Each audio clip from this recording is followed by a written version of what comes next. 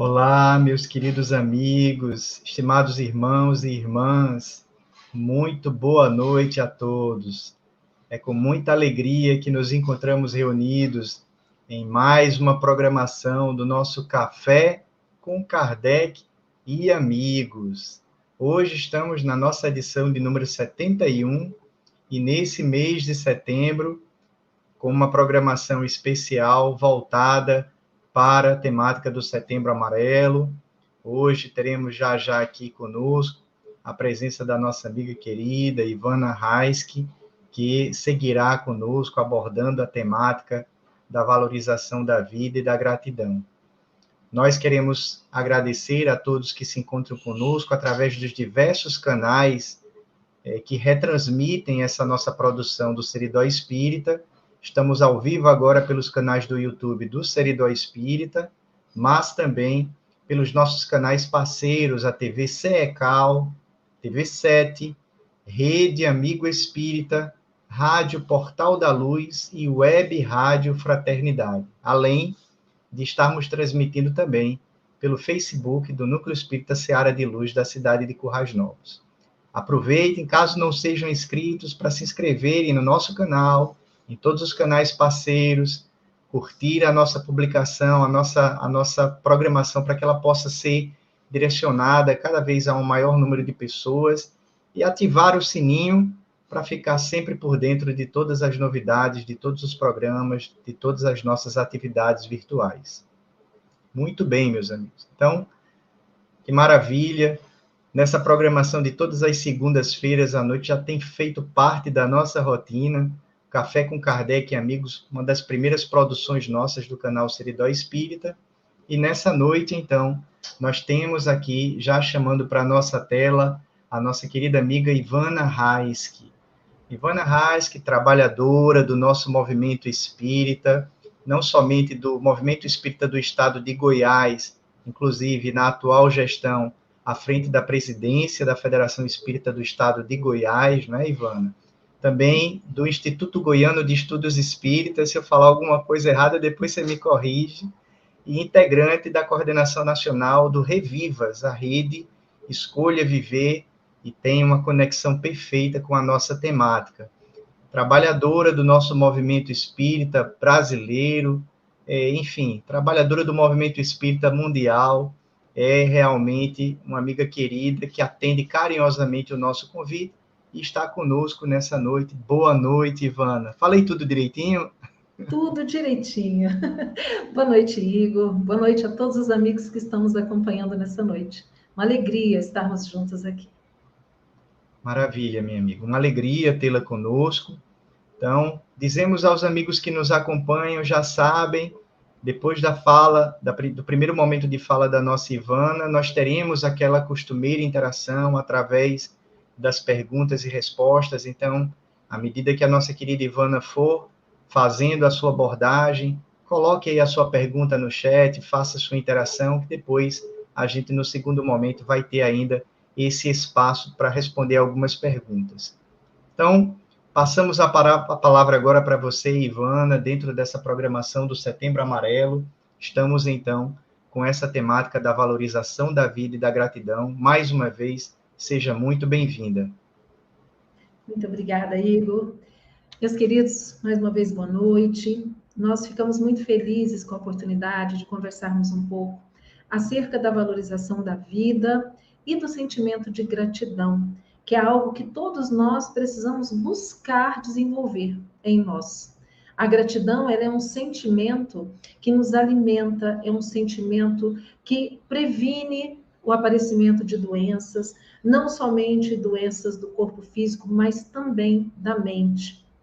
Mas este mês de setembro, de alguns anos para cá, ele teve uma conotação muito especial na defesa da vida, em função da criação do Setembro Amarelo. E o Setembro Amarelo é justamente esse mês em que nós, mais do que nunca, nos debruçamos estudando as causas que são muito complexas, que envolvem a questão do suicídio. Nós temos no dia 10 de setembro o Dia Mundial de Prevenção ao Suicídio. Então, é um mês que todas as instituições, sejam elas religiosas, ONGs, sociedades médicas, de psiquiatria, de psicologia, todos se debruçam estudando para buscarmos compreender um pouco melhor acerca desse fenômeno que é o suicídio, que, segundo nos dizem as estatísticas, faz com que a cada 40 segundos uma pessoa parta deste mundo pelas portas do suicídio. Já imaginamos o que é isso? São dados de 2012. Pode ser que esse número já esteja defasado. Então, o suicídio, ele é um caso de saúde pública. Ele é um caso, ele é uma verdadeira pandemia. Só que ele é uma pandemia silenciosa. Nós temos alguns dados que nós queremos compartilhar aqui com vocês, que são realmente assustadores, né? Primeiro este, que a cada 40 segundos uma pessoa comete o suicídio no mundo. Gente, mas a cada 2 segundos alguém tenta se matar. Isso é algo assim inimaginável, não é? No Brasil, o suicídio mata uma pessoa por hora, mesmo tempo em que outras 3 pessoas tentam se matar. E aí fica a pergunta: como que a gente não está sabendo disso? Por que não se noticiam esses casos? Por que a mídia não fala sobre isso? Porque existe uma orientação da Organização Mundial de Saúde que não se deve noticiar casos de suicídio. O suicídio ele tem que ser abordado no sentido da prevenção, nunca no sentido de dizer o que aconteceu, como aconteceu. Por que não se deve fazer isso? Porque alguns estudos comprovaram que quando alguém comete suicídio, e essa pessoa talvez seja uma celebridade, alguém famoso, ela acaba influenciando outras que tinham a ideação suicida a cometerem também. Muitas vezes imitando, inclusive, a forma. E de qualquer forma, né? Se eu tenho uma ideação suicida e eu ouço a notícia de que o meu vizinho, alguém na minha cidade, cometeu, isso é como se fosse um esforço, um incentivo para que eu também criasse coragem. Então, não se fala, por isso que a mídia não noticia. As orientações todas que nós recebemos é que deve-se sim falar sobre o assunto, mas sempre do ponto de vista da prevenção, dos sinais de alerta. O que nós temos que observar em nós, porque afinal de contas nós também adoecemos, e também naquelas pessoas com as quais nós convivemos. E é interessante quando a gente pensa na questão do suicídio, porque a princípio imagina-se que uma pessoa que seja espírita, ela está livre, ela não corre o risco de pensar em se matar. E isso não é verdade. Mas aí então indaga-se, como é que uma pessoa que é espírita, que tem certeza da sobrevivência do espírito após a morte, como é que ela pensa no suicídio? Exatamente porque o espírita também adoece. Então, por isso que é importante, quando a gente pensa em falar em gratidão, neste mês de Setembro Amarelo, é importante nós lembrarmos o seguinte: quando nós desenvolvemos em nós um sentimento de gratidão, independentemente de tudo que acontece ao nosso redor, simplesmente aquele sentimento de gratidão pela vida, da certeza de que Deus está no comando, que nada acontece que não seja da vontade do Pai e que é para o nosso bem. Esse sentimento, ele nos torna mais fortes, ele nos dá mais resiliência, mais força para enfrentarmos as dificuldades. Mas isso não quer dizer que nós não estejamos suscetíveis ao adoecimento. E quando nós estamos falando de adoecimento, nós estamos falando da doença mental. Porque em mais de 90% dos casos das pessoas que cometem suicídio ou que tentam cometer, essas pessoas estão vivendo algum tipo de transtorno mental. Seja um transtorno de ansiedade, um transtorno bipolar do humor, uma depressão ou outros. Nós sabemos que a depressão é considerada como sendo a doença do século. E pessoas adoecidas mentalmente estão muito mais suscetíveis a perderem o discernimento da realidade e pensarem no suicídio como sendo uma via, como sendo uma solução. E o espírita, ele não está livre, né? Disso não. Bom, quais são as causas, então, que podem levar uma pessoa a pensar no suicídio? Nós falamos aí, né? Uma das principais delas são os transtornos mentais.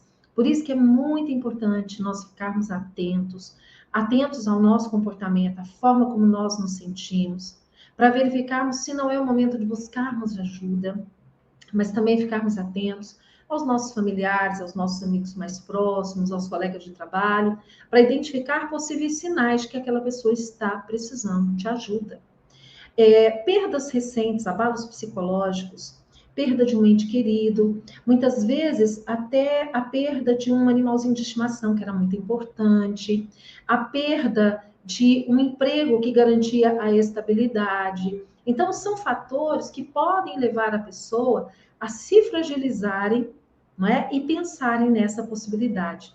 As restrições impostas pela perda da saúde. Então, a pessoa, de repente, é diagnosticada com uma doença grave, ou uma doença de difícil cura, tratamento, ou uma doença degenerativa, e muitas vezes a pessoa não consegue lidar.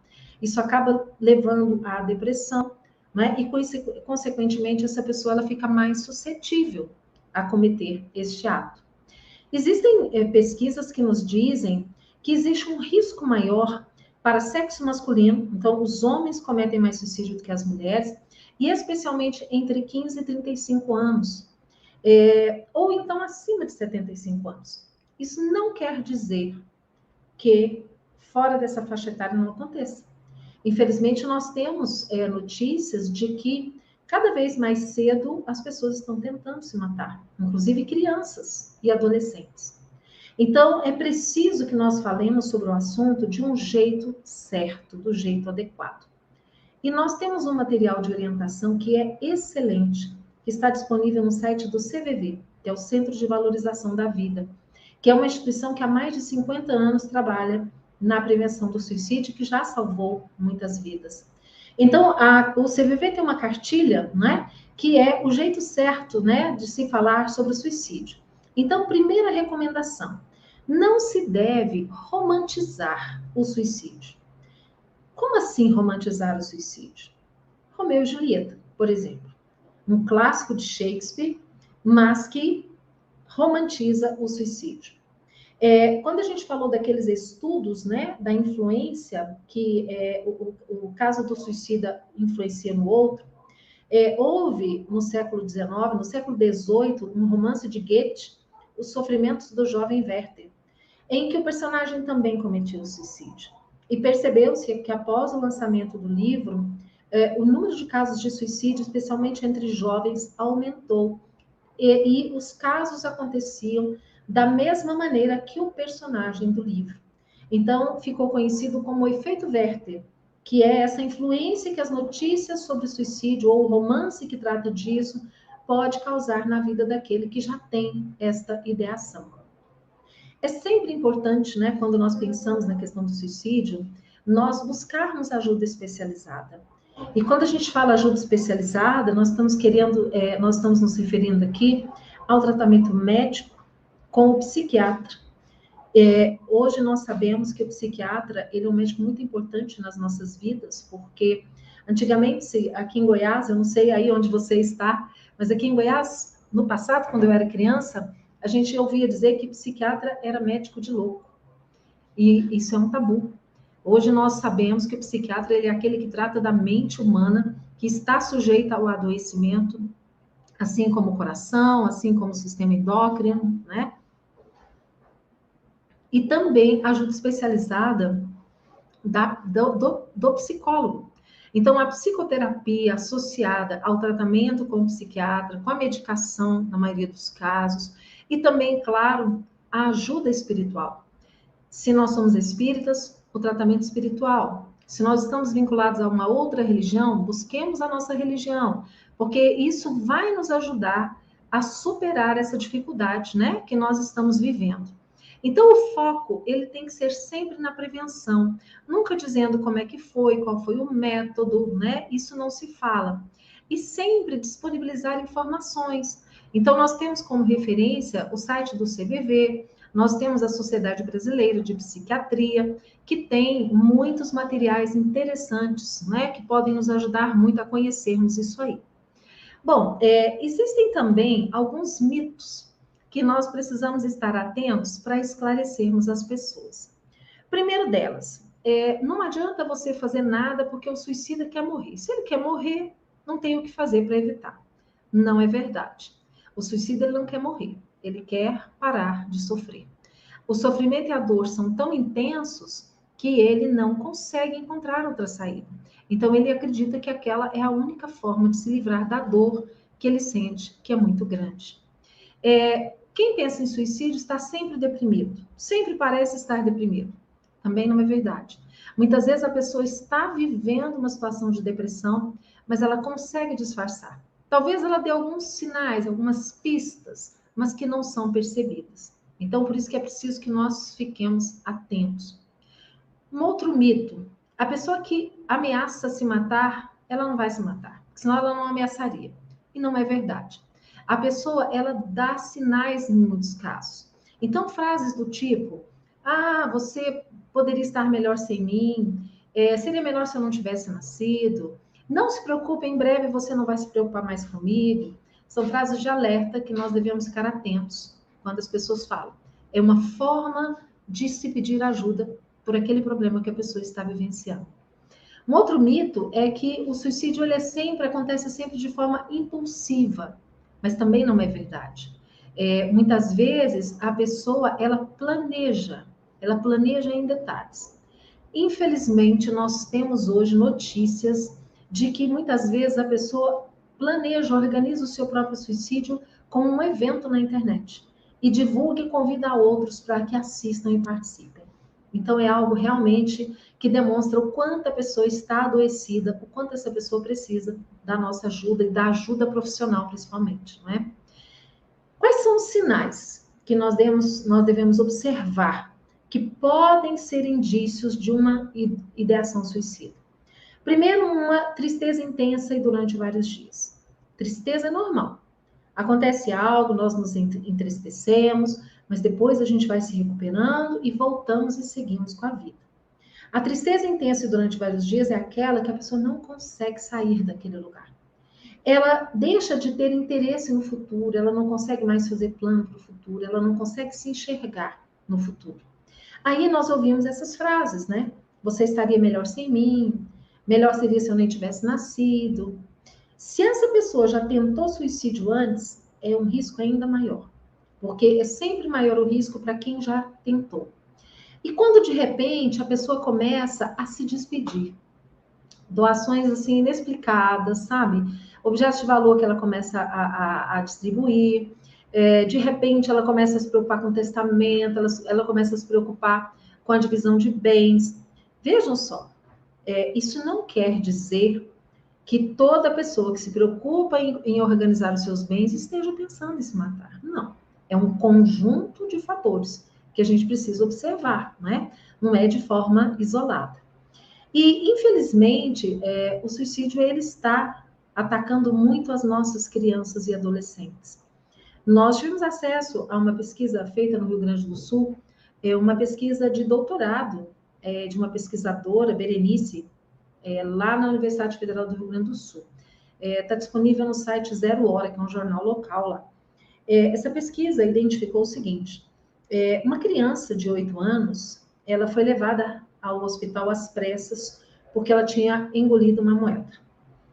Quando chegou no hospital, ela foi atendida, voltou para casa. Daí a uma semana, essa mesma criança volta ao hospital porque tinha engolido várias moedas. E quando foram tentar identificar os motivos, aquela criança relatou que sentia uma tristeza intensa. Então, o que a gente deduz? Essa criança ela estava doente, ela estava com depressão, ela precisava de um atendimento especializado. Um outro caso de uma menina de Porto Alegre, que com 8 anos também, ela sobe no telhado da sua casa e ameaça se jogar de lá. Rapidamente, os pais são chamados do trabalho e essa menina é levada a um atendimento, um local de atendimento de saúde mental. E conversando com a criança, ela relata da tristeza que ela sentia, porque os pais trabalhavam o dia todo e ela ficava sozinha em casa. Então a gente imagina que situação difícil, porque esses pais, claro que trabalhavam porque precisam para se manter. Mas aí mostra a importância do diálogo com as famílias, né? Para que essa criança não se sinta abandonada, para que tenha sempre alguém cuidando dela e para que ela compreenda que pai e mãe não estão em casa por um motivo, não é por falta de amor, não é? A essa criança. E essa pesquisa também, ela identificou alguns dados muito interessantes, que os suicídios nas crianças acontecem mais no mês de outubro. E a pesquisadora, ela fez uma possível relação com o resultado do ano escolar. Porque quando chega no mês de outubro, a criança percebe que as notas que ela já conquistou até aquele momento talvez não sejam suficientes para uma aprovação. E temendo, né, enfrentar os pais, isso pode ser uma motivação, né? Era uma hipótese. E o período em que menos acontece são Natal e Dia das Crianças. Então, também uma hipótese é que são datas que normalmente as famílias estão reunidas, a criança se sente mais protegida, né? Mais valorizada, mais amada. Também são hipóteses. Mas o que se percebeu é que aqui no Brasil, as tentativas, nesse caso, são feitas quase que 100% dentro de casa. Em mais de 98% dos casos, a criança estava em casa e ela usou medicamentos de fácil acesso para ela. Então, fica aí a dica, né? Para nós termos cuidado com os medicamentos, principalmente os de uso controlado, que nós fazemos uso como adultos, mas que as crianças não podem ter acesso. Então, quando a gente fala sobre tudo isso, né? Nós ficamos imaginando. Nós temos essa vida e é uma oportunidade maravilhosa que Deus nos dá. Nós precisamos compreender que quando nós reencarnamos aqui, nós passamos por todo um planejamento reencarnatório. Nós, muitas vezes, estudamos detalhadamente a nossa reencarnação, quando tínhamos condições para isso. Se não, nós tivemos amigos espirituais, benfeitores, que se dedicaram a planejar a nossa reencarnação. Então, esse planejamento, ele se refere aos eventos principais da vida, não aos detalhes. E aí nós não devemos, né, nos esquecer de que nós todos temos livre-arbítrio. Então nós podemos fazer um planejamento reencarnatório, mas depois que estamos aqui encarnados, ignoramos, nos esquecemos e tomamos outros caminhos. Isso também acontece. Mas é importante lembrar que quando a gente faz um planejamento reencarnatório e que esses eventos principais da vida já estão programados, eles são programados justamente porque é uma necessidade para a nossa evolução. É uma necessidade de aprendizado, de reparação de equívocos do passado, que nós pedimos a Deus a oportunidade para estarmos quites com a nossa própria consciência. Porque Deus não castiga ninguém. Deus não quer o sofrimento de ninguém. Mas nós estamos sujeitos, nós vivemos sob a lei de Deus, que é uma lei de causa e efeito. Então, nós somos livres para plantarmos, para semearmos o que nós quisermos. Mas o que nós semearmos, nós vamos ter que colher.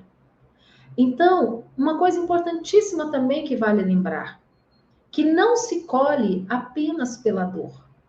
Eu não vou ter o resultado dos meus atos apenas pela dor, pelo sofrimento, não. Porque Pedro já alertava na sua epístola, o amor cobre a multidão dos pecados. Então, existe, quando eu reencarno, a opção de escolher o amor para me livrar da dor.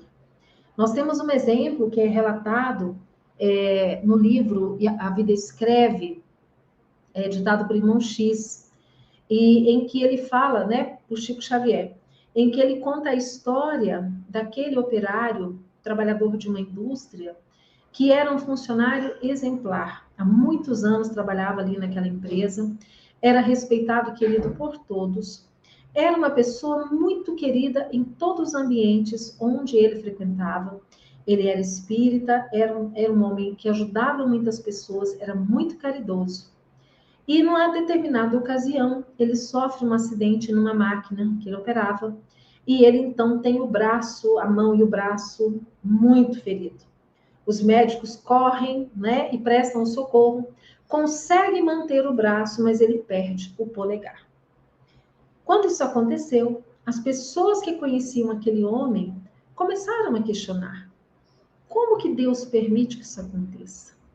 Ele é um homem bom, ele só faz o bem, ele ajuda todo mundo. Como que nós podemos explicar que Deus permitiu que acontecesse isso com ele? E é o que normalmente nós fazemos. Quando nós estamos diante de situações de dificuldades, nós começamos a questionar a Deus O que eu fiz para merecer isso, Senhor? Eu sempre procurei ser bom, eu sempre procurei fazer tudo certo. Por que isso está acontecendo comigo? E se nós buscarmos o Evangelho segundo o Espiritismo, no capítulo 5, se não me engano, ele vai nos falar que as aflições da vida, elas podem ter causa nessa existência, mas elas podem ter causas no passado. E no caso daquele homem, a causa estava no passado. Então, quando ele começa a ouvir as pessoas dizendo, né, que era muito injusto aquilo que tinha acontecido com ele fica entristecido. Mas ele vai, então, no centro espírita, à reunião mediúnica. E depois de todo o atendimento que foi feito aos sofredores, vieram as orientações dos mentores da casa, por fim, dirigiram-se a ele. O mentor disse a ele: você está triste.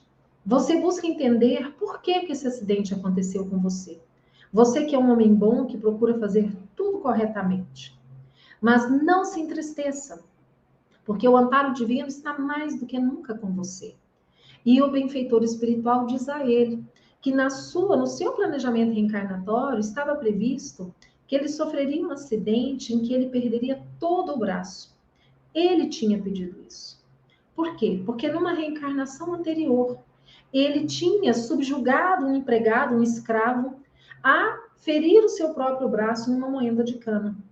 Então, ele extirpou o braço do outro e depois, a consciência culpada, ele pediu uma oportunidade de vivenciar aquela situação, para que ele nunca mais fizesse aquilo.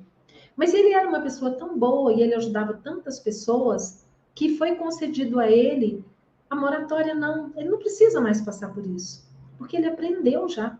Ele demonstra com as suas atitudes que ele aprendeu. Então, ele foi livre daquela consequência muito maior que seria a perda do braço. Então, é importante que nós tenhamos em mente o seguinte: todos nós podemos adoecer. Se adoecermos, busquemos ajuda.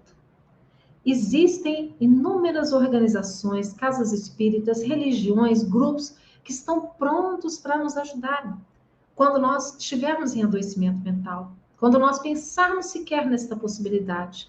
Busquemos ajuda. E busquemos cultivar em nós o sentimento de gratidão. Nós vivemos, do ano passado para cá, dias difíceis. Difíceis porque eram novos para nós. Nós nunca tínhamos passado por uma pandemia, uma doença que dizimou tantas vidas. Então, foi natural que sim, muitas pessoas se fecharam com medo, muitas pessoas adoeceram de medo da doença. E quando nós passamos por situações assim, mais do que nunca é importante que nós reforcemos a nossa fé em Deus, que nós reforcemos a certeza de que Ele está no comando das nossas vidas, que se nós fizermos a nossa parte, nada vai nos acontecer que não seja para o nosso bem. E esse sentimento e essa certeza nos dá esse sentimento de gratidão pela vida. Gratidão por tudo que a gente tem, pela família que Deus nos deu, pela situação em que nós vivemos, porque ela é necessária para o nosso aprendizado. E que nós possamos aproveitar sempre todas as oportunidades para aprendermos um pouco mais. Aprendermos a quê? Aprendermos a sermos pessoas melhores. Porque o objetivo da reencarnação, da encarnação, é nós sairmos daqui de volta ao mundo espiritual, que é a nossa verdadeira pátria, melhores do que quando aqui nós chegamos. Desenvolvendo em nós as virtudes e lutando para transformar os vícios morais em virtudes, que é o nosso destino, que é a felicidade e que é a perfeição. Bom, eu agradeço pela atenção de vocês e agora nós ficamos à disposição para conversarmos um pouco sobre esse tema, sobre esse assunto. Muito bom, Ivana. Obrigado. Considerações assim e reflexões extremamente importantes, muito necessárias. Nós já vamos lembrando aos amigos que estão conosco, tem ainda a oportunidade de fazerem as suas perguntas para esse nosso momento de interação, para dar um tempinho aí para você que está nos acompanhando, de ainda deixar no chat a sua contribuição, a sua pergunta para esse nosso momento do bate-papo com a Ivana. A gente vai fazer como sempre de costume também no nosso café, o nosso momento de arte. Então, vamos ter rapidamente aqui a presença da arte espírita também, e logo na sequência, após esse nosso momento, nós teremos o nosso bate-bola, nosso momento de interação com a nossa querida amiga. Então, a nossa Clarinha que está aí na técnica pode colocar a vinheta e o nosso momento de arte previsto.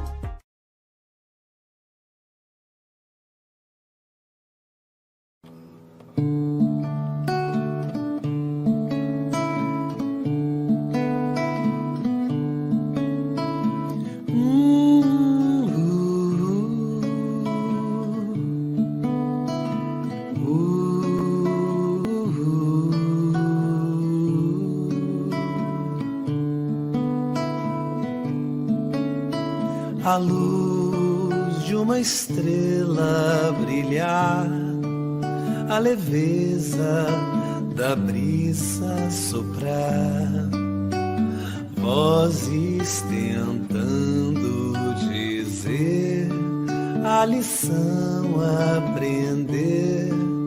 Toda vida tem o seu valor, como fez o Criador, criaturas do mar, a beleza da ave a voar, até o tatu de jardim tem razão de existir.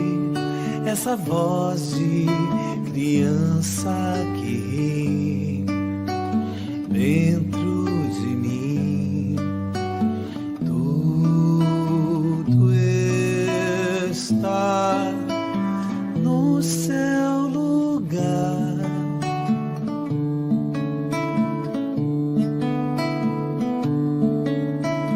Quem terá um outro olhar,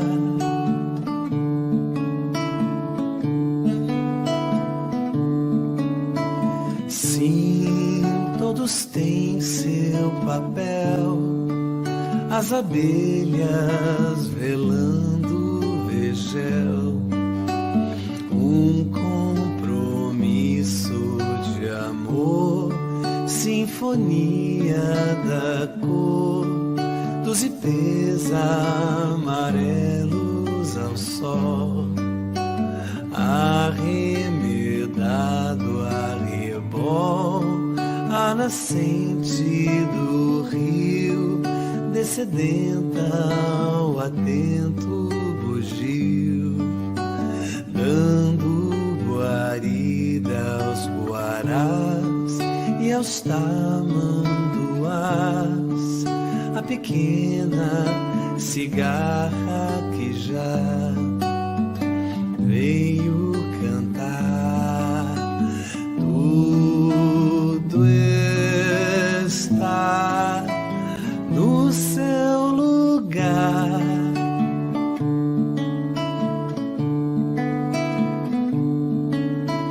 Quem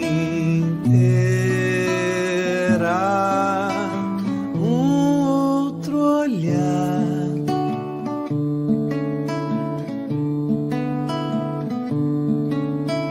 lá, lá, lá, lá, lá, lá, lá,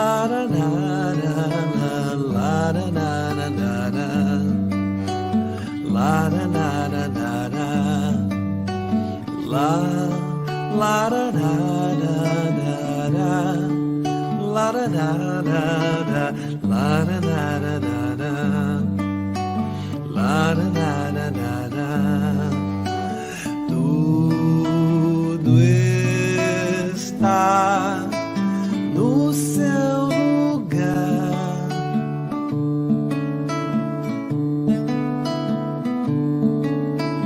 Quem terá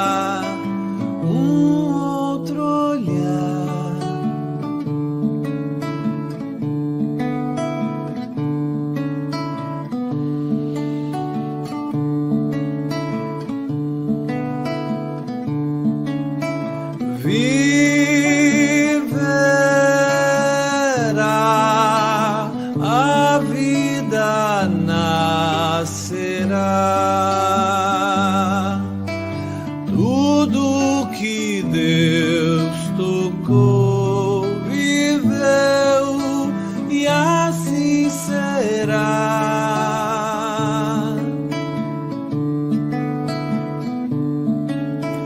Viverá, a vida nascerá.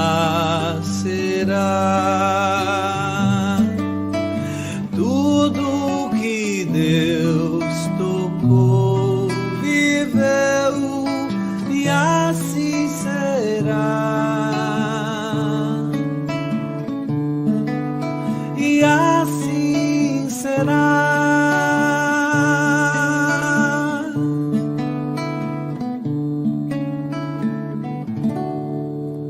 E que assim seja hoje e sempre. Fiquem agora com o clipe da música Compromissos. Um grande evento a todos. Até mais.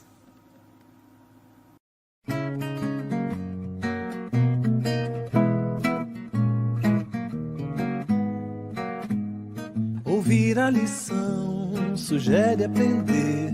Pensar na lição supõe compreender. Amar a lição impõe renovar. Traz ouvidos de crer e olhos de aprofundar. E se trata por fim da esplêndida luz que fez sobre nós Jesus, então compreender dispõe ao dever de ver glória na própria cruz. De um por um todos nós escutaremos a voz que não exclui vivente algum, a qual virá todos nós um por um, chamados a servir.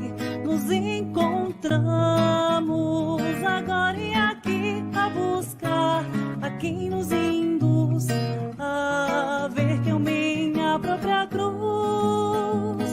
Por isso, irmãos, ao ouvir o Espírito do Mestre junto a nós na canção, que busque cada um de nós exigir perfeição na própria conduta, na luta por olhos de ver, que não foquem só mal, mas que se afinem no bem.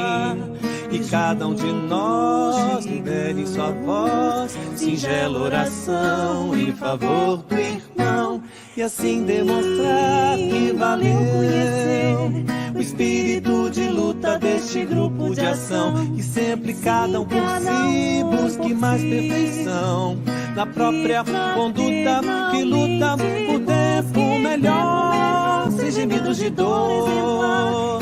É por um mundo de paz, e sempre mais nós alcemos a voz, sincera oração em favor do irmão, de aflição todos juntos, cada um por si, todos juntos.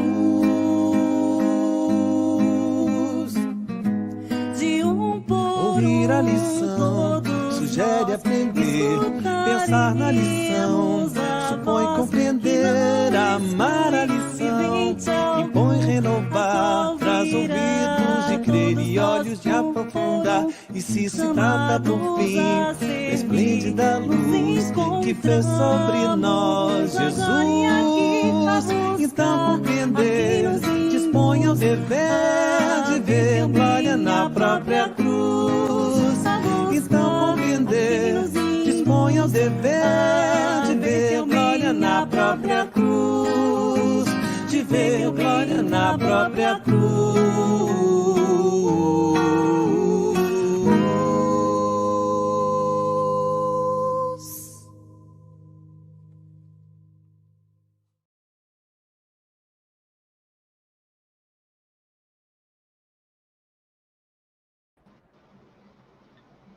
Muito bem. Após esse momento de arte aí com os nossos queridos amigos, o Aldo Motelevix, e depois no segundo vídeo com a nossa querida Camila, aqui do nosso Movimento Espírita Potiguar, o Aldo, lá do Paraná. Nós vamos para a interação. A turma se animou com a arte também, já mandou as primeiras perguntas, viu, Ivana? Olha, mas que arte maravilhosa, né? Que gostoso de ouvir, gente. A gente podia É ficar aqui sempre muito bom. ouvindo, né? Muito tempo. É verdade. Eu acho que também um dos contributos desse processo de pandemia, a gente teve muita divulgação, né, da mensagem espírita e também da arte espírita, não é, Ivana? É verdade. Olha, eu não conhecia. Fiquei conhecendo hoje, já quero contato, tá? Muito bom, fantástico.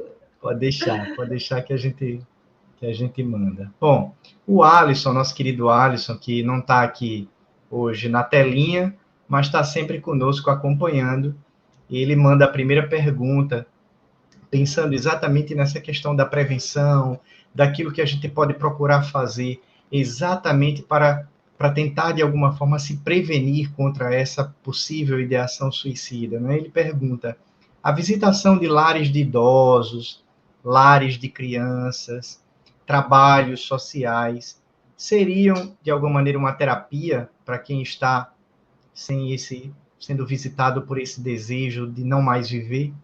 E qual o impacto dessas ações na valorização da vida, Ivana? Então, Alisson, a gente entende que essas atividades, elas são excelentes para todos nós, principalmente porque nos faz valorizar mais ainda a vida que nós temos, porque toda vez que a gente olha para a dor do outro, a nossa dor dói menos, né? E nós percebemos que muitas vezes a dor do outro, ela tem uma proporção muito maior, né? Embora dor é algo que não se mede, porque só eu sei o que é a dor para mim, né? E só você sabe o que é a dor para você. Então, são atividades importantíssimas. Mas a gente não pode ser muito simplista de imaginar que basta que a pessoa esteja vinculada a uma casa espírita, que ela faça visita aos lares de idosos, que ela cuide de crianças, que ela basta com isso. Muitas vezes, a pessoa ela não tem forças nem para levantar da cama. Ela está numa situação que ela não tem ânimo nem para se alimentar, nem para tomar banho. Então, quando chega nesse caso, o que a gente recomenda é que busque socorro imediato. É médico mesmo, precisa de medicamento, precisa de terapia com psicólogo de preferência, e precisa do socorro espiritual. Então, é nesse momento de fragilidade que a gente, nesse primeiro momento, a gente busca o socorro. Nesse momento, eu não tenho como ajudar, eu preciso de ajuda, porque eu estou no limite. Aí, à medida em que eu vou me fortalecendo, aí eu começo a visitar esses trabalhos, isso vai me ajudar, juntamente com todo esse amparo, né, a sair daquela crise. Então, ajuda, mas não pode ser só isso. Agora, vamos supor, a pessoa que não tem problema, ela está super bem, e ela se vincula a esse tipo de trabalho, sim, isso fortalece a pessoa para que ela se impacte menos com as dificuldades da vida, né? Porque ela já está lidando com aquilo ali no seu dia a dia, mesmo não sendo relacionado com ela. É nessas horas, quando a mestra dor que você nos apresentou, embora não seja a única oportunidade de aprendizado, mas uma que ainda tem nos visitado bastante, espíritos de expiações e provas, necessitados delas que ainda somos, a gente vai ter como referência já na nossa experiência situações de dores maiores, e aí, com base nessa experiência, a gente já vai poder ter um paradigma diferente, né? Compreender que aquele nosso momento de dificuldade não é tão grande quanto outros que a gente já pôde presenciar, não é, Ivana? Mas isso, Igor, é importante que nós percebamos. Porque muitas vezes, a gente querendo ajudar a outra pessoa que está passando por dificuldades, está com depressão, está, né, pensando em morrer. Aí a gente querendo ajudar, chega e fala assim, ô Igor, mas você é jovem, você é inteligente, você é simpático, bonito, você tem uma família, você tem um bom emprego. Meu filho, você tem que ser grato a Deus, porque você tem tanta coisa. Como que você pode querer? Entende? A pessoa que já está mal, ela se sente pior ainda. Porque ela está sentindo uma dor tão grande que eu não consigo dizer que dor que é a dela, só ela que consegue. E aí, quando eu falo isso para ela, tentando ver se ela olha para cima e para frente, eu faço afundar mais ainda a pessoa. Então, nesse momento, é importante que a gente acolha, sabe? Que a pessoa fale. É importantíssimo a gente poder ouvir, sem julgamento, sabe? Sem dizer, ô, meu filho, você precisa mais de oração. Tem gente que tem a capacidade de dizer que tratamento para depressão é um bom tanque de roupa suja. Gente, pelo amor de Deus, depressão é doença. Nós todos estamos sujeitos a adoecermos. Então, se alguém está doente, a gente precisa acolher, ouvir, não julgar, falar com que o outro, olha, eu não posso dizer que eu entendo o que você está sentindo, que é só você que sabe, mas eu estou aqui para te ajudar. Você pode contar comigo. Então, por aí que a gente precisa, né? Perfeito. Não relativizar e não menosprezar, principalmente, a dor do outro. Não é? Exatamente. Muito bem. A gente tem até uma pergunta da Socorro, mas antes você deu um gancho interessante na sua fala, para a gente refletir um pouquinho na realidade, até fazer um reforço. Eu vou pedir para que você faça um reforço de algo que você já falou, com relação aos estereótipos e aos mitos. Então, você falou agora aqui de algo interessante. É falta de oração. Muitas vezes algumas pessoas dizem, é falta de fé. E aí esses estereótipos, eles muito mais complicam a situação, não é? Porque é uma análise muito simplista, não é? Então, eu queria aproveitar a oportunidade para fazer esse reforço, né? Qual é o perigo, Ivana, desses estereótipos e dessas situações onde a gente simplifica muito a questão e vai dizendo essas coisas, que é falta de fé, que é falta de oração, ou como você comentou, quem ameaça não faz, o quanto a gente precisa estar se resguardando com relação a esses estereótipos e com relação à temática da depressão e do suicídio.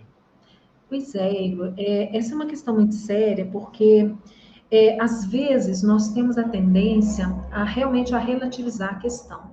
Então a gente olha de fora, eu olho para a sua vida e digo assim, nossa, mas a vida dele é ótima. Por que ele está deprimido? Por que ele está pensando em suicídio? Ele tem tudo. Como que eu posso afirmar isso? Eu não sei o que você sente, o que se passa dentro de você, né? Então a gente tem que ter muito cuidado, estar atento, observar e não criar esses rótulos de que é falta de fé, de que está faltando trabalho no bem, sabe? Não, quem faz a caridade não tem tempo para adoecer. Gente, não é assim, é doença. A gente não planeja ter uma doença cardíaca, a gente não planeja ter uma doença endócrina. Isso acontece, né? Existem fatores que nos levam ao adoecimento. Nós somos seres humanos. Nós não somos perfeitos. Nós estamos num mundo de expiações e provas. Então, nós somos sujeitos a isso, mesmo sendo espíritas. É importante que a gente tenha esse cuidado e que a gente possa oferecer essa rede de proteção, de apoio para a pessoa que está em sofrimento. Por isso, Igor, que eu quero aproveitar e falar um pouquinho da Revivas, que é essa rede Escolha Viver. É uma rede que foi criada oficialmente no dia 10 de setembro agora, que foi o Dia Mundial de Prevenção ao Suicídio. É um grupo de pessoas de várias religiões, né, pessoas que estão em várias partes do Brasil, que estão se reunindo para criar essa rede de amparo para as pessoas que estão com ideação suicida. Qual a diferença do trabalho do CVV? Que é um trabalho fantástico que o CVV faz. A Revivas tem um pouquinho de diferença, porque além de ouvir, né, a pessoa que chega, nós sabemos que tem muitas pessoas que não têm acesso, infelizmente, ao serviço de saúde mental. Tem muita dificuldade de conseguir uma consulta com um especialista, com um psiquiatra, por exemplo. Muitas vezes, pela rede pública, vai demorar demais, e o caso é muito grave. Então, os voluntários da rede, eles vão fazer esse primeiro acolhimento. Eles vão ser aquela pessoa que é o anjo da guarda.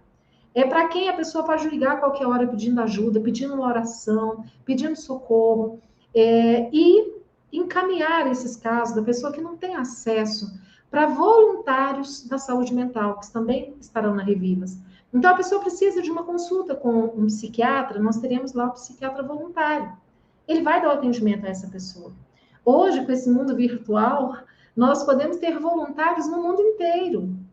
Então, já fica aí, né? Quem é da área de saúde mental, quem é psiquiatra, quem é psicólogo, se puder, vem ajudar a Revivas, deixa um recadinho para a gente lá no Instagram, porque nós estamos nesse momento constituindo a rede para ajudar. É um ponto de luz a mais para a prevenção do suicídio, né, no Brasil. Então, nós temos que ter muito cuidado com os estereótipos. Se der tempo, Igor, eu quero compartilhar com vocês uma experiência que eu tive há uns 3 anos. Eu estava no Centro Espírita Leon Denis, no Rio de Janeiro. E a temática que nós estávamos trabalhando era justamente essa. E depois que eu terminei a minha palestra, nós abrimos para um bate-papo com o público. E uma senhora que estava lá, ela deu o seu depoimento. Várias pessoas deram depoimentos que foram muito marcantes. E essa senhora disse que ela estava ali naquele centro espírita para tentar entender o que tinha acontecido com a filha dela. Que era uma senhora, uma pessoa, né, casada, bem casada, com um ótimo marido, com ótimos filhos, que tinha um bom emprego, tinha um bom salário. Como que ela não tinha percebido que a filha dela estava sofrendo? Então, essa mãe se culpava. Então, eu quero chamar a atenção aqui para nós olharmos também para aqueles que são chamados de sobreviventes, aqueles que ficam. Então, nós temos que ter também um olhar de muito carinho, de muito acolhimento para os familiares, para as pessoas mais próximas, porque a dor daqueles que ficam também é muito intensa. E eles precisam também de acolhimento, de cuidados, porque muitas vezes eles se sentem culpados, eles se sentem impotentes porque não puderam fazer nada, não conseguiram evitar, não é? Então, nós temos que ter sempre esse olhar de acolhimento também para os que permanecem aqui. Perfeito, perfeito, Ivana. De fato, é se doar e entender que é o momento de ouvir mais, realmente estar disposto a isso. E aí, isso gatilha também uma outra pergunta que eu queria te fazer, relacionada com esse contexto que nós estamos vivendo. A gente parece que, às vezes, a gente teve, nesses últimos tempos, a tempestade perfeita, como se diz, né? Porque você já apresentou o suicídio como uma pandemia silenciosa. Aí, no meio de uma pandemia silenciosa, uma pandemia não silenciosa aparece e torna a situação muito mais complexa. A depressão já vem sendo considerada há algum tempo o mal do século. E aí junta-se tudo isso, bota no liquidificador e é esse momento que nós estamos vivendo. Como a gente lidar com essa complexidade de duas pandemias que se encontram? E quais as alternativas que a gente pode encontrar para sair desse maremoto e navegar em águas mais tranquilas? Vamos nos lembrar o seguinte, esta pandemia pela Covid-19, ela não é novidade no planeta. Nós já tivemos outras pandemias, em situações muito mais difíceis. Porque hoje, vamos combinar, né? Nós ficamos trabalhando em casa, a maioria de nós. É bem verdade que alguns perderam o trabalho, perderam o emprego, sim. Mas a maioria permaneceu trabalhando de dentro de casa. Não somente no trabalho remunerado, mas também no trabalho religioso. Nós continuamos com as nossas casas espíritas abertas virtualmente. Pelo contrário, nós estamos trabalhando muito mais agora, que é virtual, do que quando nós trabalhávamos somente presencial. Então, o momento, gente, são crises que impulsionam o crescimento. O Espiritismo nos explica isso, que essas crises, elas impulsionam o desenvolvimento do planeta. E nós estamos vendo isso agora, em plena pandemia. Olha quanta coisa boa vai surgindo enquanto nós estivemos restritos em casa, né, separados fisicamente, mas mais unidos do que nunca virtualmente. Então, sempre tem um lado bom da questão. Então, vamos tentar avaliar a questão de uma forma mais ampla, não com um olhar negativo. Nós já superamos pandemias no passado, estamos superando essa, vamos superar. Agora, quando a gente pensa na outra pandemia silenciosa, nós precisamos pensar que nós, que sabemos da importância da vida, que sabemos que a vida não se resume ao momento do nascimento do berço, ao túmulo. A vida não é isso. Isso é um instante da vida. A vida, ela é infinita, nós somos imortais. A partir do momento que Deus nos cria, nós ganhamos a vida e nunca mais deixaremos de ter vida. Então, a nossa vida, ela se alterna, ora encarnado, ora desencarnado, ora encarnado, até que vai chegar um momento em que a gente não precisa mais encarnar, porque nós já conquistamos uma perfeição que nos isenta da matéria. Nós que sabemos disso, precisamos levar essa mensagem para as pessoas, para que elas se fortaleçam entendendo que o que a gente está vivendo aqui hoje é um instante diante da eternidade. Não percamos esse instante que nós temos agora. Não nos deixemos levar pelo pessimismo, pelo desânimo, por parecer que está tudo perdido, que o mundo está cada vez pior. Não, gente, não está. As dificuldades estão aí, estamos passando por uma fase de transição.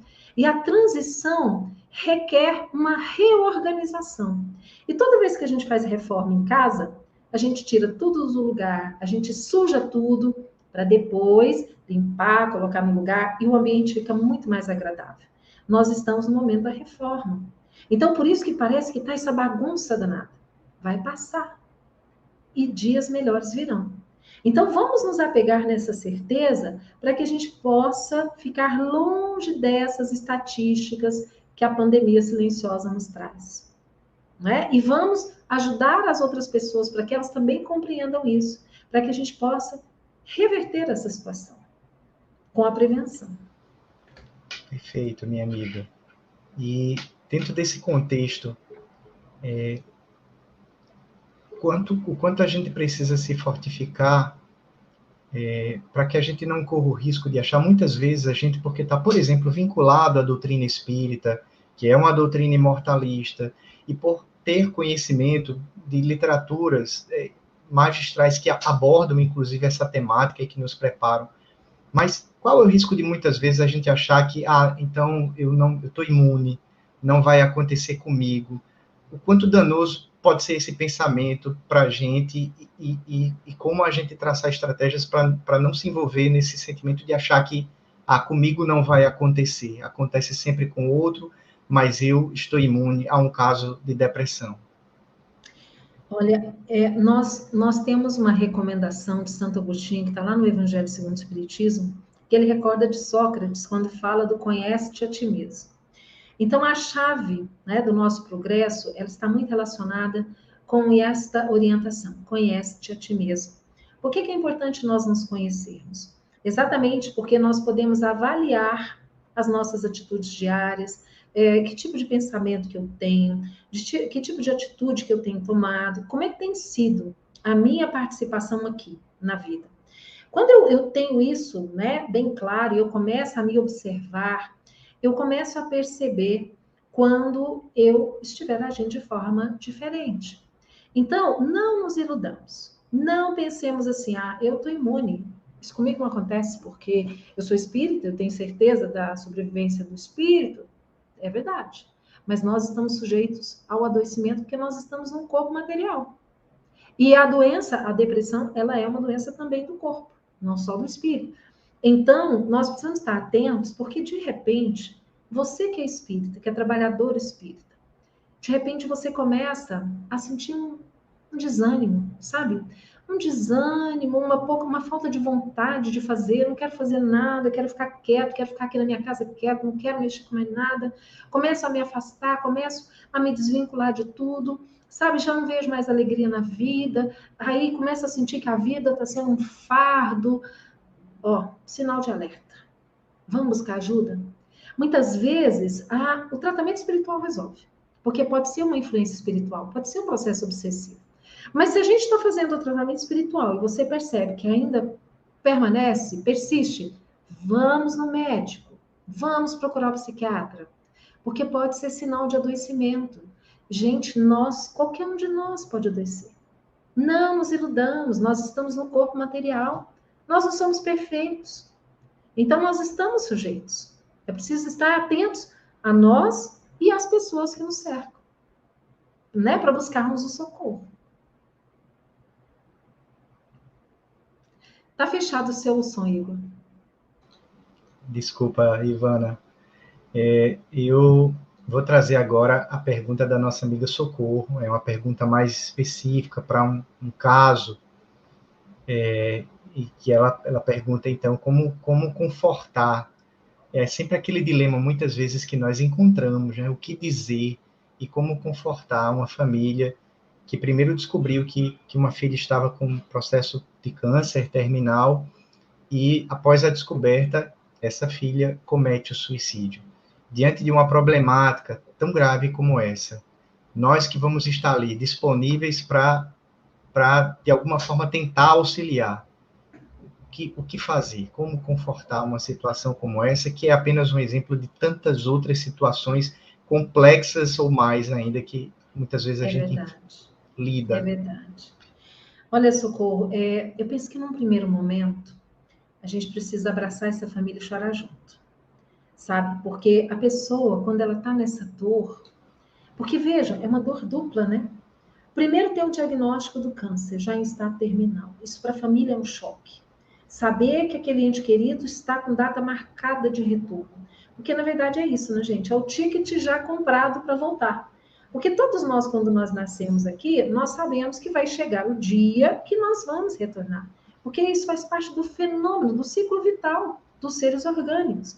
Então, todos nós nascemos, crescemos, desenvolvemos, reproduzimos ou não, envelhecemos, morremos. Isso é um ciclo vital. Então, todos nós vamos passar por isso. Mas é muito complicado quando a gente sabe que o momento está chegando. Porque nós somos ainda muito apegados à vida material. Embora nós saibamos da existência do espírito, nós queremos a pessoa aqui. Para a gente ligar na hora que tem saudade, para a gente poder se encontrar, abraçar, não é? Então, quando a gente tem essa notícia de que a pessoa está com a doença terminal e não tem mais jeito, primeiro é a dor, né? O coração se aperta, porque você sabe que é o momento da despedida. E aí, essa pessoa que recebeu o diagnóstico, ela não consegue lidar com esta dor e ela resolve tirar a própria vida. Então, é uma dor dupla para essa família que teve antecipado aquele momento.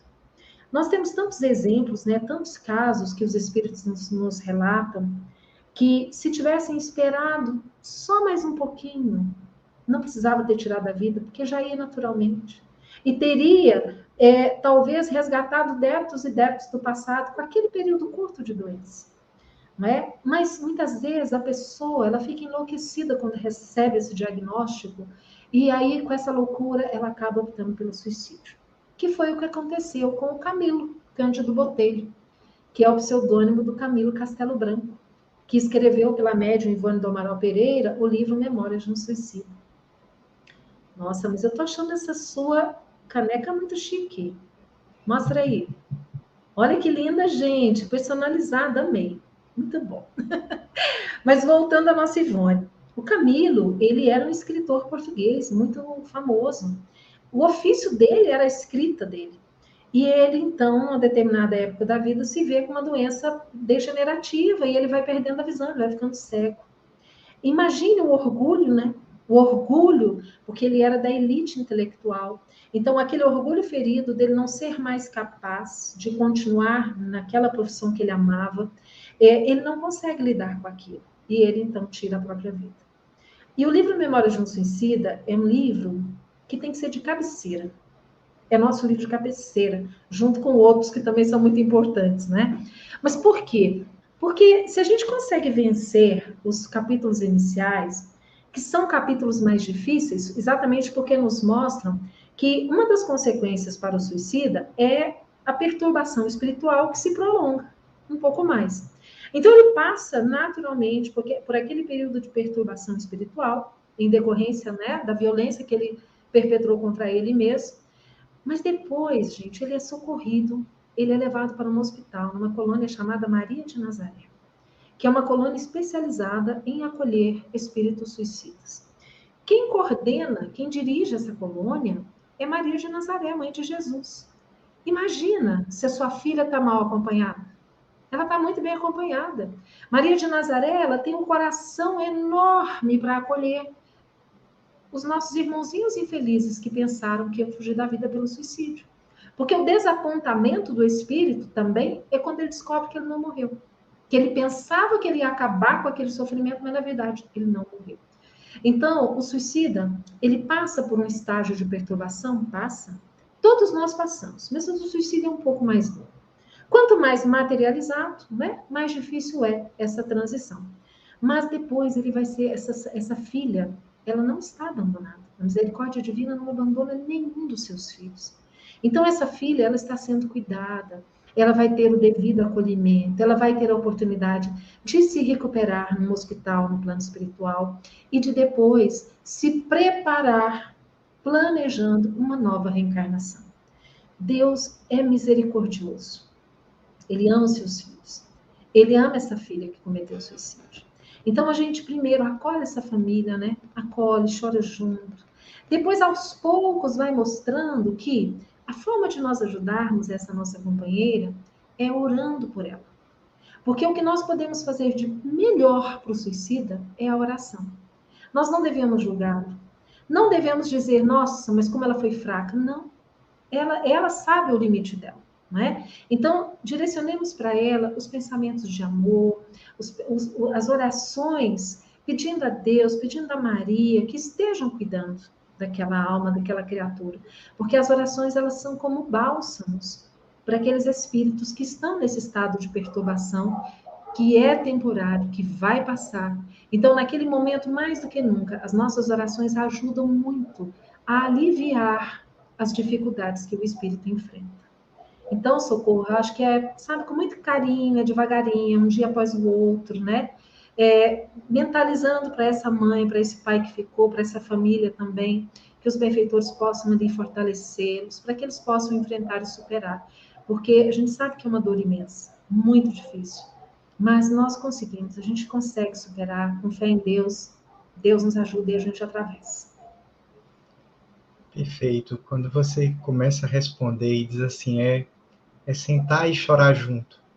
Isso tem um poder tão grande, é um processo de identificação realmente com a dor do outro, né?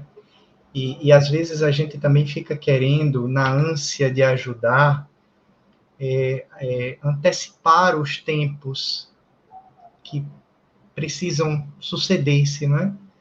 E num dilema dessa complexidade, o tempo é um elemento extremamente importante. Às vezes a gente fica querendo, na nossa ânsia de já resolver, de já dar solução, e muitas vezes, no primeiro momento, é isso mesmo, é demonstrar a disponibilidade, é ser um ombro amigo sobre o qual se possa recostar e chorar, é chorar junto, é estar ali do lado, não é, Ivana? Com certeza. Sabe por quê? Às vezes, num primeiro momento, o que a pessoa precisa é disso. Naquele primeiro momento, não adianta a gente querer, sabe, dar lição de espiritismo para ela, dizendo que a vida continua. Ela ainda não está pronta. Então, muitas vezes, a gente tem que se colocar junto com ela e dizer, eu te compreendo, eu compreendo a sua dor, não é? Então, eu me solidarizo com aquela pessoa. Mas aí, ó, fica ali do ladinho dela, né? Ligando para saber como é que está, fazendo uma visita. E aí, aos pouquinhos, a gente vai trazendo, né, esse esclarecimento de que a filha permanece viva. Ela não morreu. E que um dia o reencontro vai acontecer. Maravilha. Uma outra coisa que nesses nossos dias desafia mais ainda dentro da temática, você também comentou a quantidade de casos que a gente tem observado com crianças, com jovens, e agora, assim, o que dizer e o que dar de orientações no sentido preventivo para os pais, mães responsáveis, enfim, para todos aqueles que estão na tutela dessas crianças e desses jovens, que estratégias adotar, que dicas você poderia dar para que a gente pudesse, de alguma maneira, a gente já comentou aqui que a gente nunca pode achar que está imune, mas como, de alguma forma, a gente procurar cercar e trabalhar na prevenção, principalmente enquanto pais, mães e responsáveis por essas nossas crianças e esses nossos jovens nesse nosso mundo atual, Ivana? Igor, isso é um assunto tão importante, né? Eu, quando ouço muitas vezes os nossos especialistas falando sobre isso, né? Sobre essa questão no cuidado com as crianças, na prevenção e tudo, eu volto no tempo e fico pensando, puxa vida, né? Mas eu queria tanto ter sabido disso na época que os meus filhos eram pequenos, eu podia ter feito tanta coisa diferente, né? Quando os meus filhos eram pequenos. Então, a gente tem que estar muito atento, porque uma coisa que é fundamental, primeiro é o diálogo. A criança ser ouvida, a gente ter tempo, tirar um tempo para ouvir a criança. Mas, gente, é ouvir com atenção mesmo, nos interessando pelo que essa criança tem a dizer. Já existem muitos anos que os especialistas afirmam que o que vale mais não é a quantidade de tempo, mas é a qualidade do tempo que você convive com essas crianças. Então, que seja um tempo de qualidade, E hoje nós vivemos numa sociedade que tem se tornado cada dia mais individualista. Eu vi dias desses uma foto muito engraçada que o pessoal faz piada disso nas redes sociais, né? Então tinha a foto de uma senhora de idade, que era a avó, e estava ali o casal, o pai e a mãe, com os filhos adolescentes, todos sentados numa sala de estar, a senhora, a velhinha, com as mãos no colo, olhando, e todos os demais sentados em volta, cada um com o seu celular nas redes sociais. E aí a legenda era: a avó estava se sentindo muito sozinha, então a família foi visitar. Então, nós temos que ter muito cuidado, porque às vezes nós estamos na mesma casa, mas estamos sozinhos. E muitas vezes o pai, a mãe, nós estamos tão focados, tão envolvidos, né, com as questões do trabalho, com as redes sociais, com as coisas, e que a criança está falando aqui, a gente está aqui, né? Não está prestando atenção. Então, o caso dessa menina lá de Porto Alegre, que diz que ela se sentia muito sozinha, porque os pais saíam muito cedo e voltavam só no início da noite.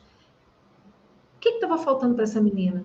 Compreender. Por quê? Que os pais tinham que sair de manhã e voltar à noite. Por que isso acontecia?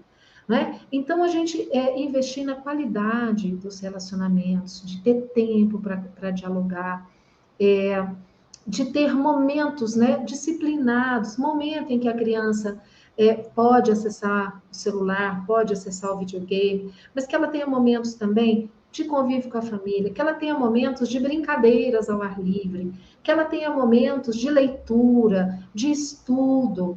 E, gente, evangelização infantil, evangelização da criança. Porque às vezes os pais dizem assim: não, eu vou deixar. Quando meu filho estiver ali pelos 18 anos, ele escolhe a religião que ele quer seguir. Isso é um equívoco que nós cometemos.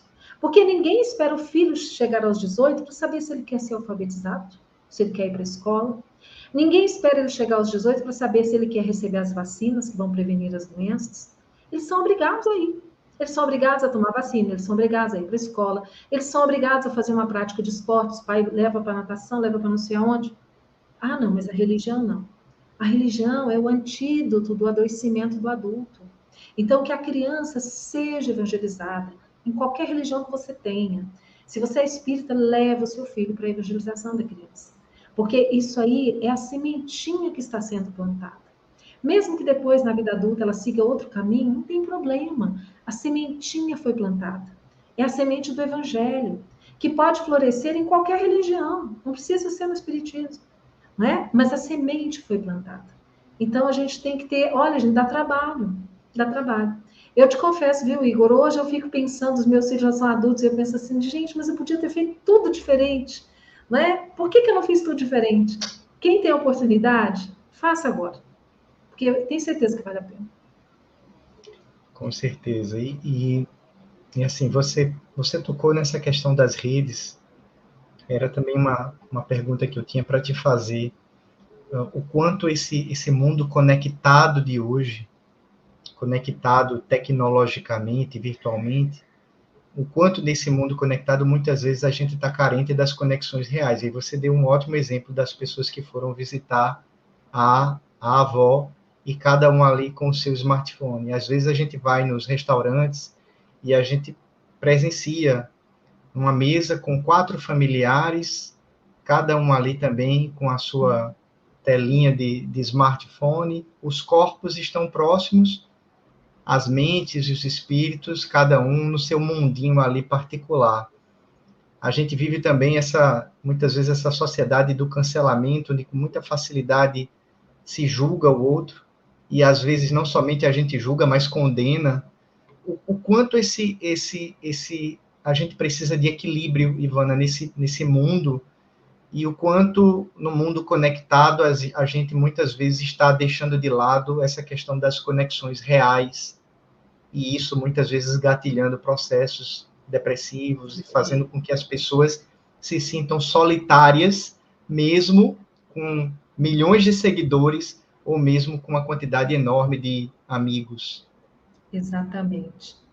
Olha, você tocou num assunto tão importante, porque a gente percebe que o mundo das redes sociais, ele é o mundo das ilusões. Né? Muitos têm se falado sobre isso. porque as postagens são todas lindas, maravilhosas, né? A pessoa está sempre linda, está sempre feliz, está sempre fazendo algo maravilhoso, e de repente eu começo a seguir e falo assim, meu Deus, realmente só a minha vida que está um desastre, porque parece que está tudo muito bem para todo mundo. E, na maioria das vezes, não é assim. Então, nós temos que ter o pé no chão, o pé na realidade. As redes sociais, a internet, é um recurso valiosíssimo, que nós precisamos aprender a usar de forma inteligente. Porque se nós passamos tanto tempo usando esse recurso, que seja para algo útil, que seja para nos ajudar no crescimento, que seja acessando conteúdos de qualidade, que seja oportunizando momentos como esse, em que nós estamos juntos, conversando, discutindo, aprendendo, refletindo, não é? Não percamos tempo demais com distrações, que são como se fossem, né, os vagalumes na beira do caminho. Nós estamos seguindo na nossa estrada rumo à perfeição, e aí vão surgindo aqueles fogos fatos, né? Aqueles vagalumes piscando, e a gente sai correndo atrás, sai do caminho, vai lá, né? Tenhamos cuidado, fiquemos atentos. E uma outra coisa, Igor, que a gente tem percebido é que nós estamos sendo cada dia mais imediatistas e intolerantes. A falta de respeito nas redes sociais é algo absurdo. Você observa uma postagem de uma instituição, vou dar um exemplo recente que a Federação Espírita Brasileira postou, fazendo uma menção ao Dia da Pátria.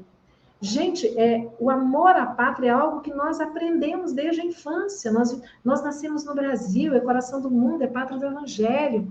O fato de eu ter amor pelo meu Brasil não quer dizer que eu sou de direita ou que eu sou de esquerda, isso é uma outra coisa.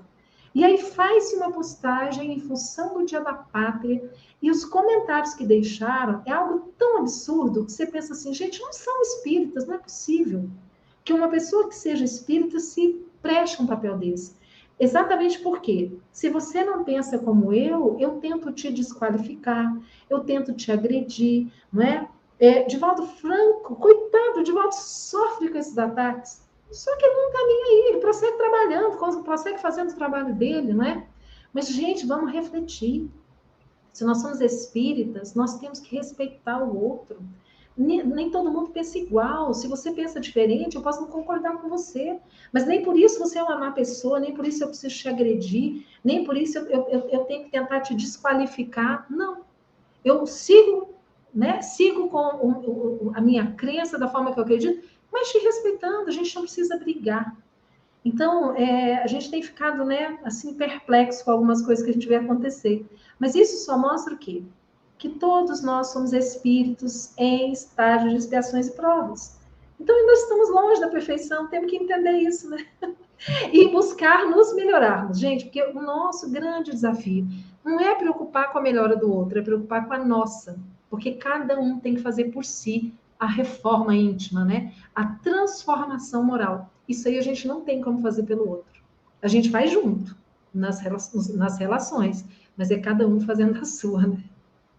É verdade. E dentro desses ingredientes para esse processo de reforma íntima, aí a gente entra dentro da temática que você também nos trouxe, da gratidão. E eu considero que é muito um exercício, não é, Ivana? A gratidão é como se fosse uma pílulazinha que você tem que, uma vitaminazinha que você tem que tomar todos os dias e ir reforçando aquele sentimento a partir das várias coisas que vão acontecendo no nosso dia a dia.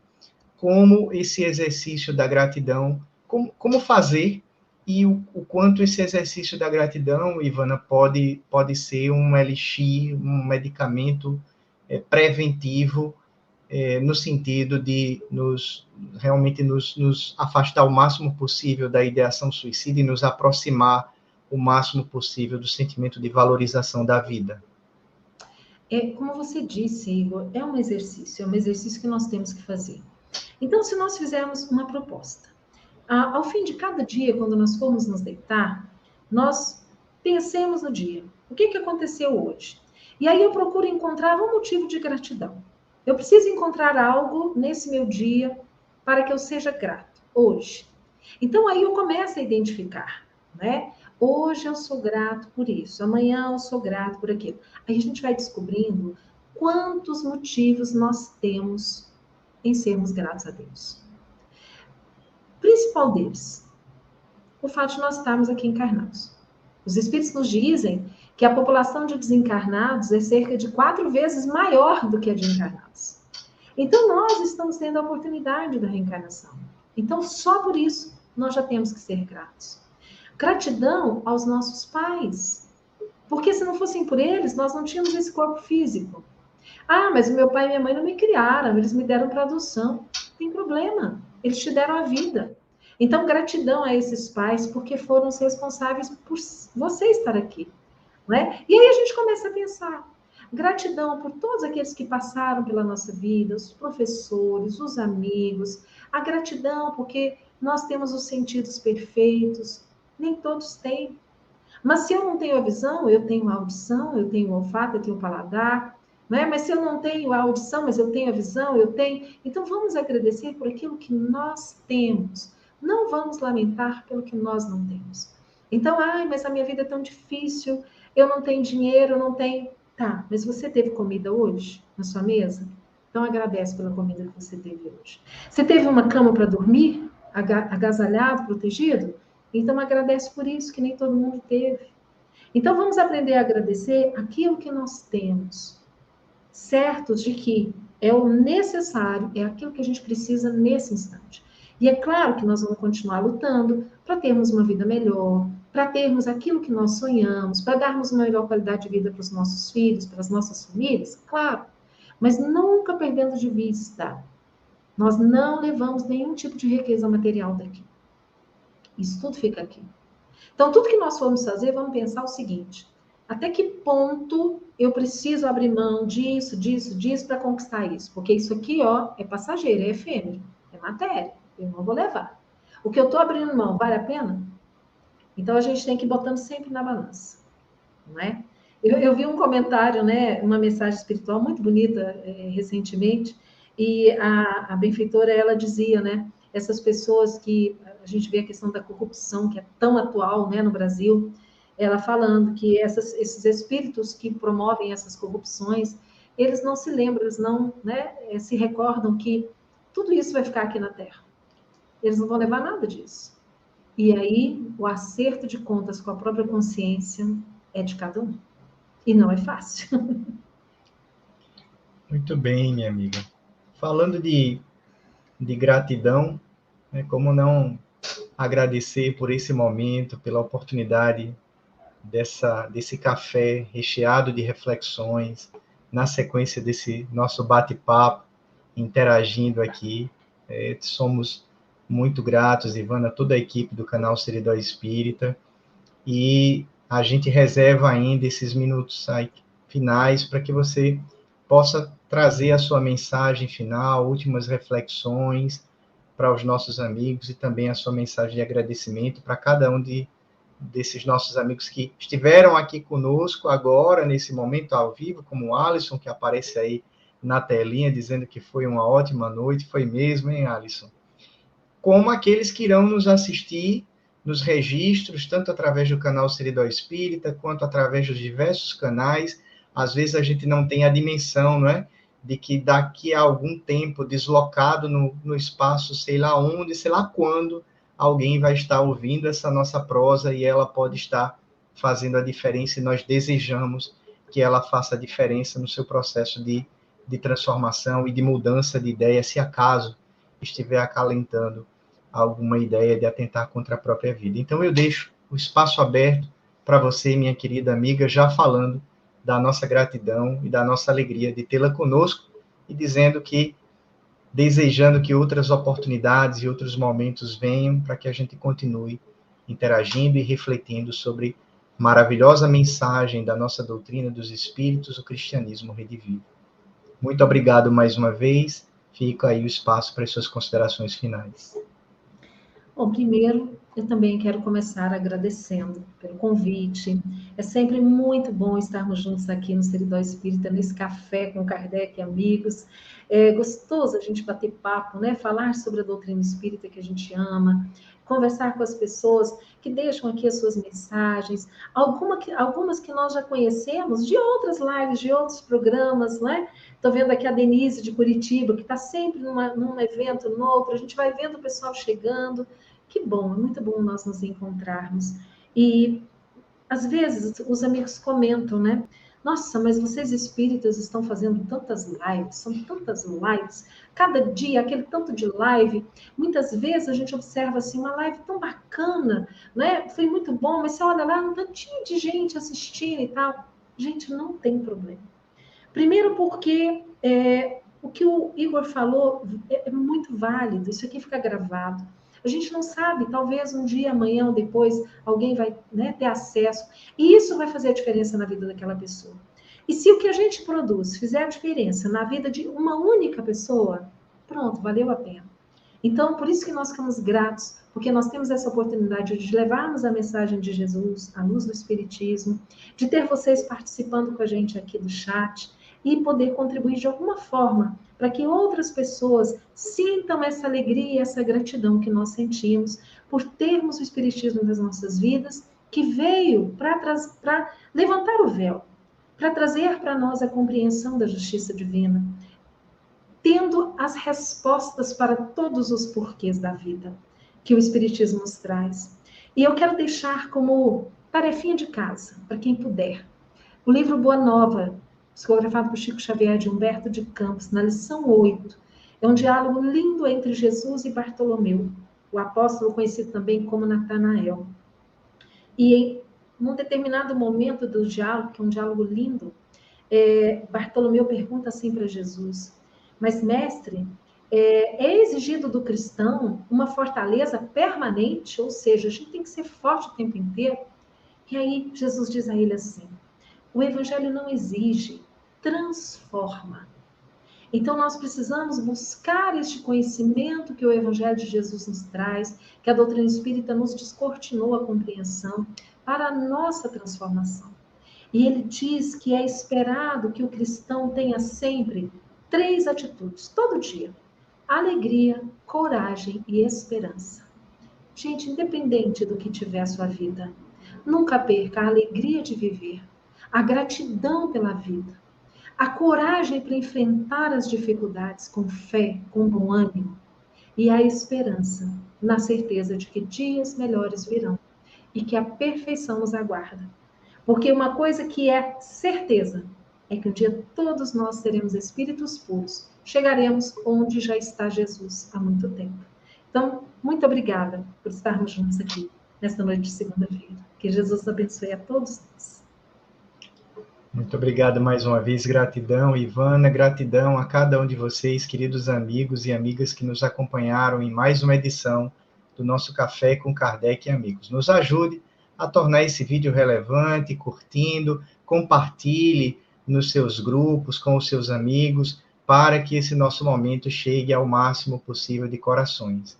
E nos vemos novamente nesse mesmo horário, sempre, todas as segundas-feiras, às 19h30, no canal Seridó Espírita e através dos parceiros, com essa combinação sempre muito agradável, Café com Kardec e Amigos. Muita paz, uma boa noite a todos, fiquem com Deus. Boa noite.